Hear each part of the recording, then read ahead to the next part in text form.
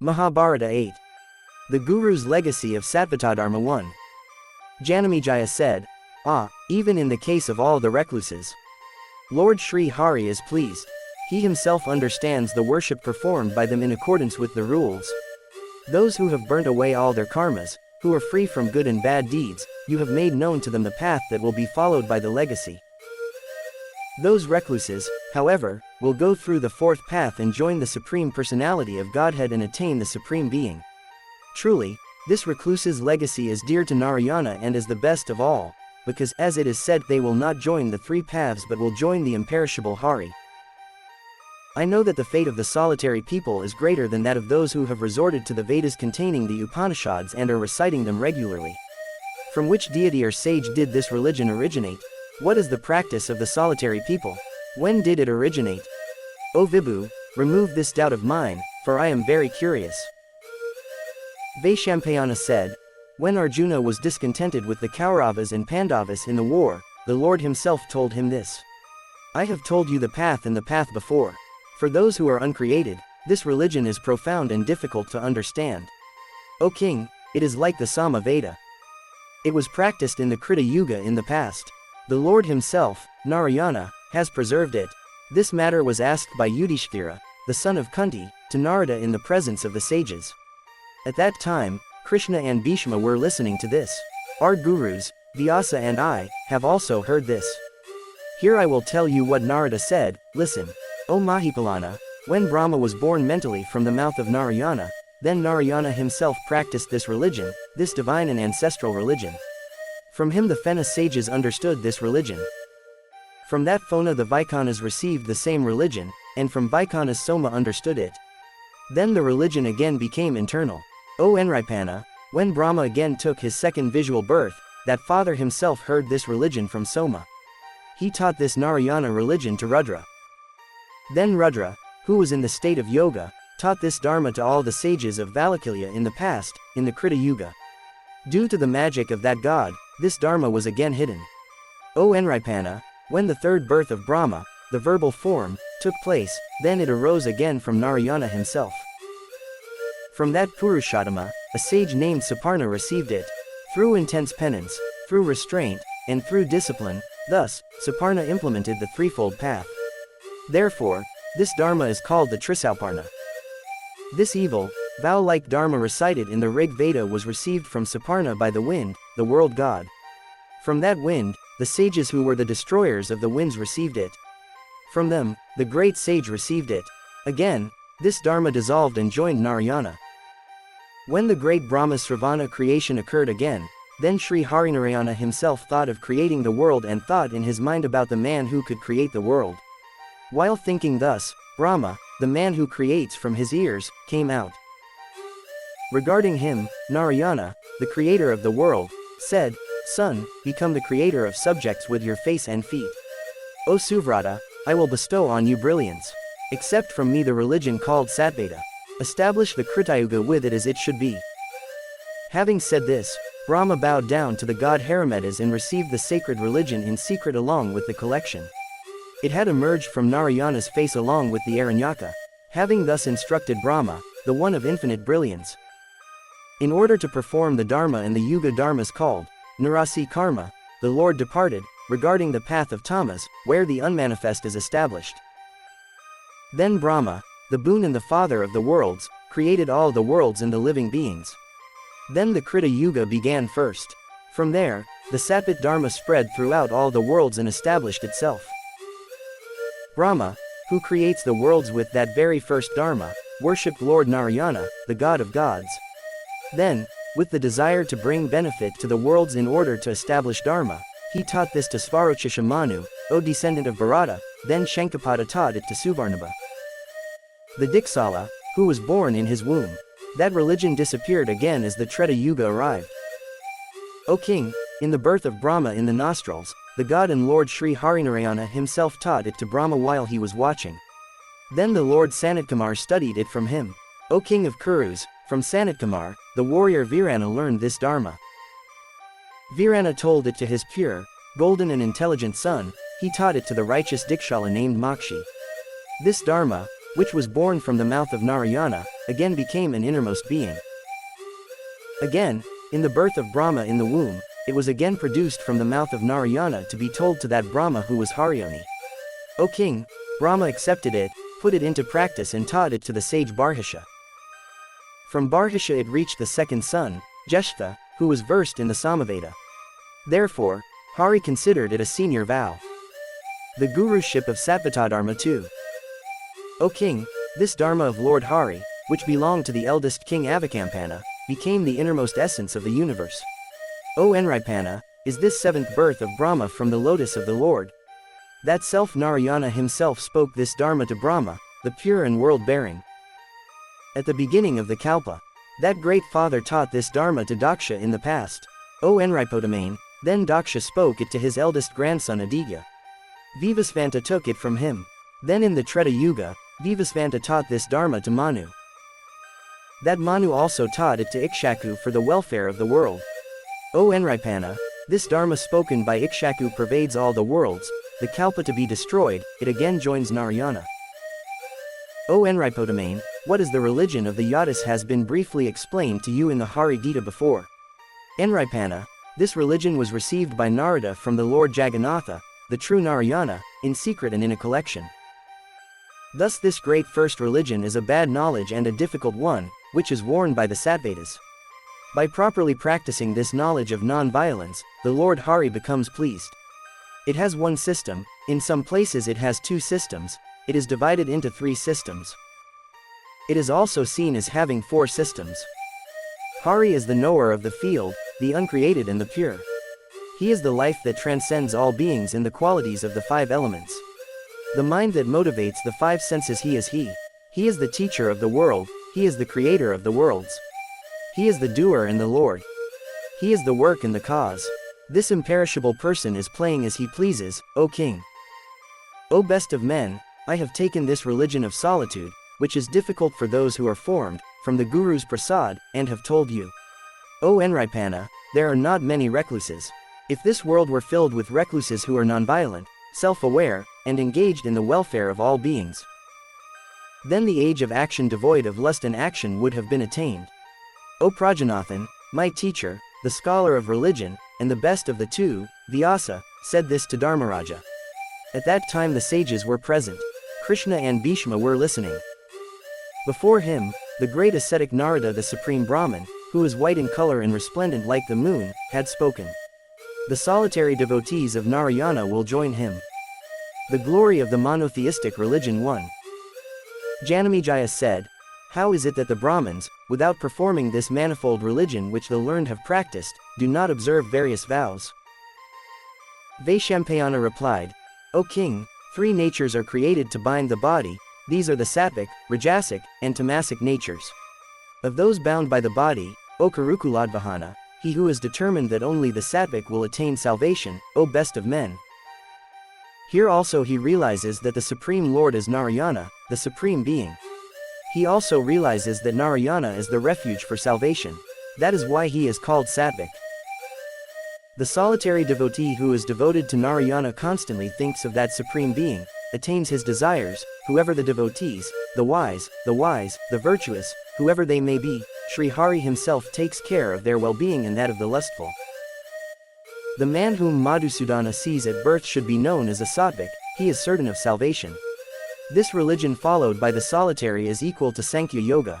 Therefore, the solitary attain the supreme path in the salvation that is based on Narayana. The man whom Narayana sees becomes wise.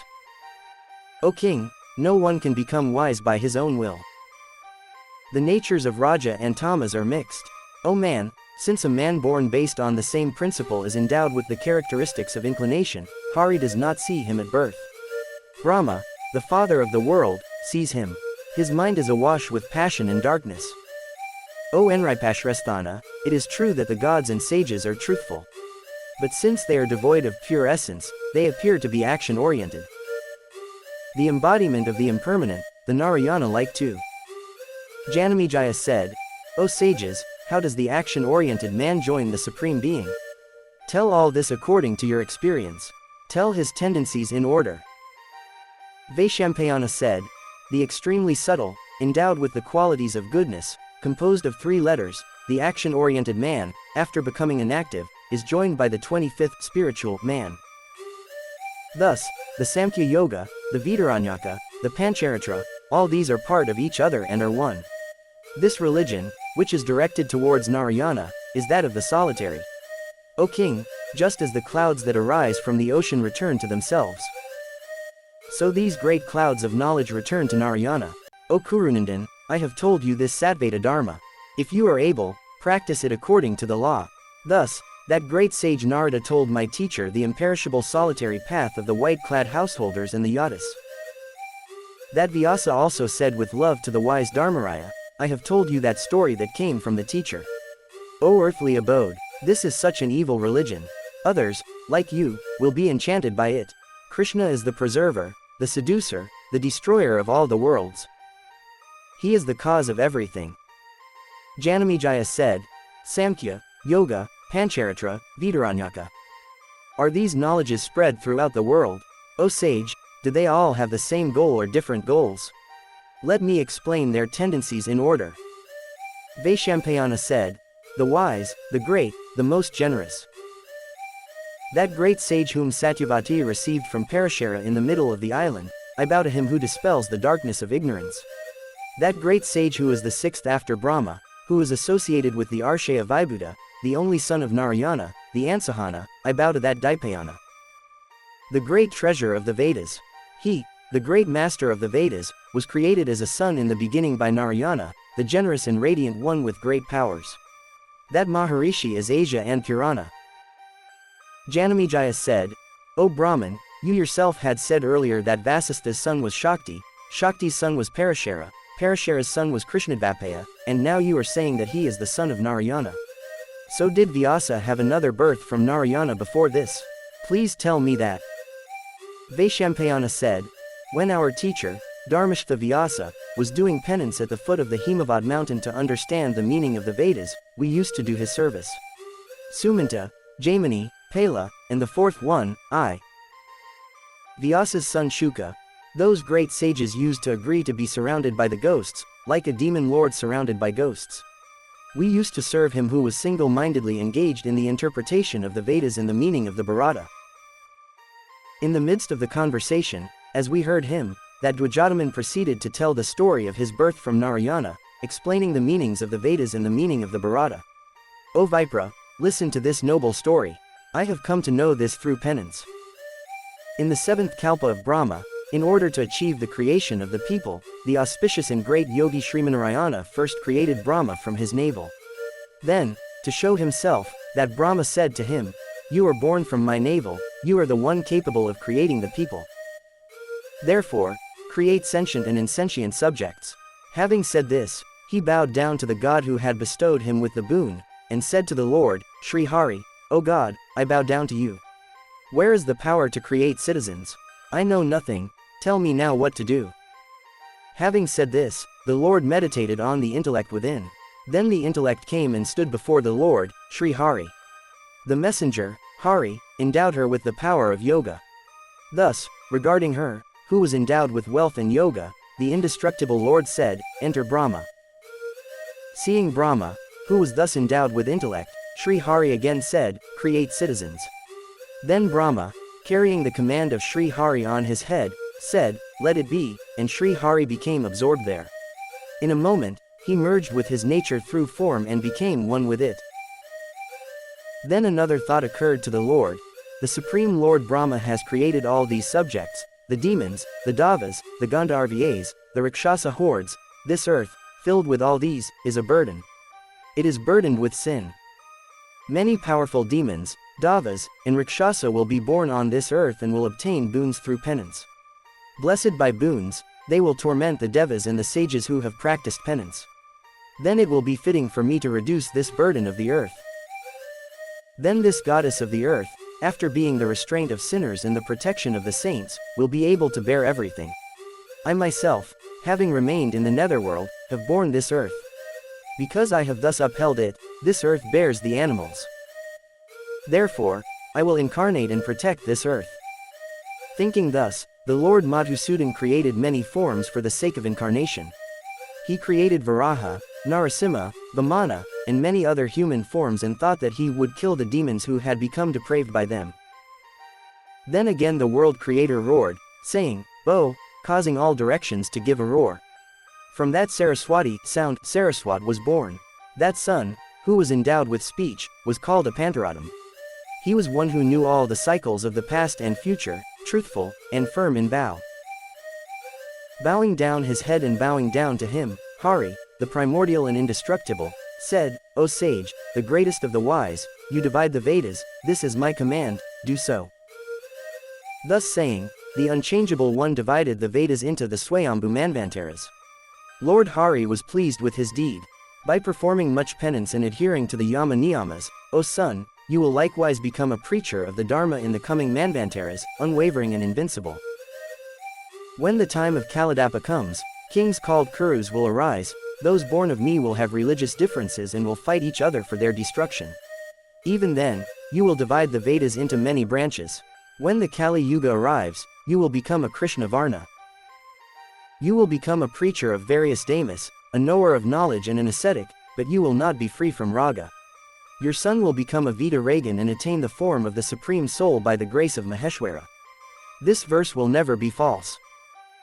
Whom Vipra calls the son of Brahma's mind, who is endowed with good intellect and is endowed with austerities, in the lineage of the Brahmarishi Vasistha, the great sage Parashara will be born. That great sage, endowed with austerities, the great ascetic, the abode of penance. Parashara will be your father. Vipayanatpati 3. The Lord said, "By the great glory I have spoken of, you will be born of a Kanai in the house of that sage and will be called Kaninagarbha, born of Kanai. You will have no doubt about anything that will happen in the past or the future. By the power of austerities, you will realize, by my grace, how many kalpas have happened in the past. You will discover many kalpas that will happen in the future. As a result of continuous meditation, you will see me as the beginningless in the wheel hand. This word will never be false. O great being, your fame will also be unequaled. Then Shani, the son of the sun, will become the promoter of the human race, preceding the human race. Then you yourself will become the chief among the human race by my grace. Whatever is happening in the world is my business. Is it not that one is thinking about something other than himself? I alone am doing everything out of desire." Thus, after the Lord had spoken to the sage Saraswat, the unchangeable one, he said, "Go, do your work." In this way, by the grace of the Lord, as per his command, I was reborn as the unchangeable one. Again, I was reborn as Vyasa, the son of Vasistha. Now, I have told you the story of my previous birth by the grace of Narayana. In this way also I was born from the element of Narayana. O greatest of the devotees, I have performed such a supremely painful great penance with supreme concentration, and from that I have come to know all this. Behold, I have told you all this story out of love for you, my devotees. Vaishampayana said, "O father of mankind, in this way I have told you the past birth of our teacher, the undefiled Vyasa. Now I will answer another question you have asked, listen. Understand that Samkhya, Yoga, Pancharatra, Veda, Pasupada, these darshans are the darshans I have told. Kapila is the one who told Samkhya, he is considered the supreme sage. The ancient Hiranyagarbha is the one who told Yoga, no one else. He is not the one who is called a Pantarada. He is considered the teacher of the Vedas, some call him the ancient womb. Shiva, the father of Uma, the father of Buddha, the father of Shrikantha, and the son of Brahma, has spoken this Pasupadamata without any hesitation. The one who knows the perfect Pancharatra is that Narayana, the self-God. That Lord is seen as the end of all these knowledges according to time and according to reason. O Nripashrasthana, those who are immersed in darkness do not know him to be such. The wise writers of the scriptures say that Narayana Rishi is the one who is loyal to everything. There is no one else equal to him, this is my word. In everything that is unequivocally determined, Sri Hari is present. But in those that are doubtful and supported by mere reason, Madhava does not reside. O Nripana, it is well known that those who know the Pancharatra, those who have the meaning in their order, and those who have the feeling of solitude, enter Sri Hari. The eternal darshans of Raja, Samkhya, Yoga, and all the Vedas, all these. All the sages and those who know this ancient world say that it is Narayana. In the sky, in the space, on the earth, in the sky, whatever auspicious deeds are happening in all these worlds, it should be understood that all of them are happening because of that sage Narayana. Mahabharata 9 continues.